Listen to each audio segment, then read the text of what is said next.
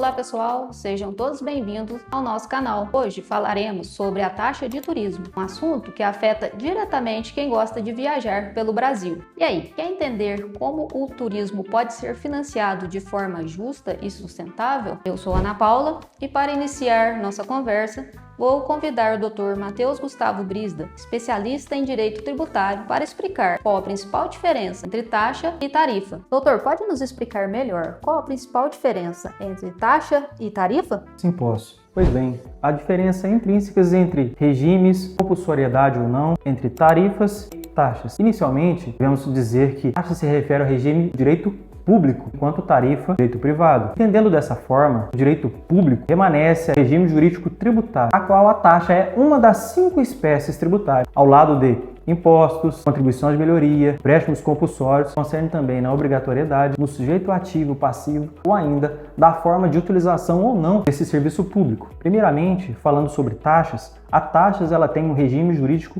tributário que faz parte do direito público. Por sua vez, ela tem natureza obrigatória, ou seja, você não pode escolher se vai pagar ou não, porque vem direto de uma lei que respeita, inclusive, a possibilidade ou não de você ser tributado de uma maneira imediata.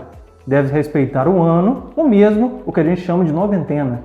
Portanto, ela se permanece como direito público e nós, como contribuintes das taxas, temos também direitos e garantias fundamentais em relação a ela. E quem pode, assim, cobrar a própria taxa é tão somente o Estado. Por sua vez, quando analisado a tarifa, ao contrário da taxa, ela tem natureza privada, ou seja, ela tem natureza intrinsecamente contratual, ou seja, se porventura ser utilizado ou não. Porém, mesmo assim, por derivação da própria lei, aquela taxa de serviço, ela vai ser cobrada se você utilizar ou não. É um serviço em potencial. Concluindo, a principal diferença entre taxa e tarifa, ela é pelo próprio regime público e privado, ela é também quando será cobrado, se será cobrado imediatamente ou não. Um vai ser feito por lei e a outra por contrato. A outra vai ser também a forma de recebimento disso, que vai para o erário público de maneira derivada ou mesmo de maneira originária, derivada da própria propriedade do direito público. Então, conforme aprendemos, a taxa é diferente de tarifa. A taxa de turismo é uma cobrança feita pelas prefeituras sobre os visitantes, especialmente quem se hospeda em hotéis, pousadas ou aluguéis temporários. Ela ajuda a pagar serviços públicos essenciais para o turismo, como limpeza de praias, conservação de pontos turísticos, sinalização de rotas e preservação ambientais nos destinos mais visitados, diferente dos impostos comuns, que financiam despesas gerais da cidade. Essa taxa é usada exclusivamente para melhorar a infraestrutura turística e beneficiar tanto os viajantes quanto as comunidades locais. E sabe como funciona? Cada prefeitura cria sua taxa por lei municipal, principalmente em cidades com grande movimento de turistas, como praias, serras ou capitais históricas. O valor costuma variar de R$ 5 a R$ 20 por diária ou por hóspede. É recolhido no check-in ou no check-out do hotel. Todo o dinheiro retorna para ações no turismo, ajudando a evitar lotação excessiva, poluição e desgastes dos atrativos naturais. Mas, Caroline, você nos explica melhor como funciona no dia a dia e qual o real objetivo da prefeitura ao cobrar esse valor do turista? O objetivo principal, Ana, é garantir que a cidade suporte o impacto do turismo sem destruir a natureza. A ideia não é apenas arrecadar dinheiro, mas sim controlar o impacto ambiental. Cidades como Fernando de Noronha sofrem um desgaste enorme com o turismo em massa. Então, essa taxa ajuda a custear os serviços como a coleta de lixo, manutenção de trilhas, fiscalização ambiental. Sobre a forma de pagamento, hoje é quase tudo digital, via Pix, cartão, sites oficiais, totens. Na prática, essa taxa também costuma ser cobrada por diária diretamente nos hotéis ou pousadas. O valor varia de cidade para cidade. Já vem incluído automaticamente na conta do turista. E quanto à isenção, moradores, trabalhadores locais, veículos de abastecimento não pagam. Além disso, serviços de emergência como ambulâncias têm isenção total. Os serviços de câmeras inteligentes conhecem essas placas na hora, garantindo que o direito à saúde nunca seja prejudicado. Vamos agora analisar alguns argumentos favoráveis da taxa de turismo com o nosso colega Jordão. Olá, hoje vou apresentar alguns argumentos favoráveis em relação à taxa de turismo e vai além de uma ferramenta de arrecadação financeira. Para entender sua importância, precisamos considerar o impacto invisível do turismo. Cidades turísticas têm o que chamamos de capacidade de carga, que é o limite de visitantes que um ecossistema ou infraestrutura pode receber sem colapsar.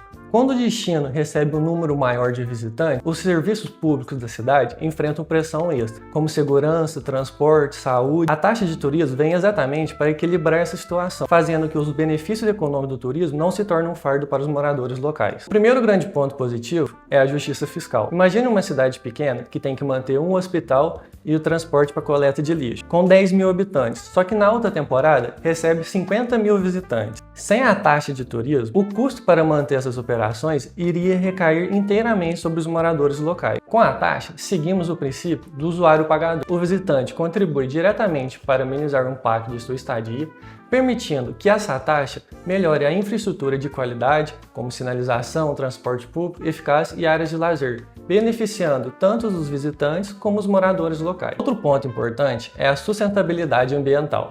No Brasil, locais como Fernando de Noronha, Bombinha e Ubatuba demonstram que a arrecadação é essencial para a sobrevivência do ecossistema. Nesses lugares, o recurso é carimbado. Isso significa que, por lei, o dinheiro deve ser reinvestido em projetos ambientais, desde a recuperação de trilhas, gestão da praia e limpeza. Em Bonito, por exemplo, a organização do turismo, financiado por taxas e vouchers, evita a degradação das águas cristalinas. Sem esse recurso, o destino perderia seu maior patrimônio em poucos anos, devido ao desgaste pelos visitantes. É importante lembrar que a eficiência dessa taxa depende da transparência. Quando bem administrado com conselhos municipais supervisionando o uso do dinheiro, ela se torna um selo de qualidade.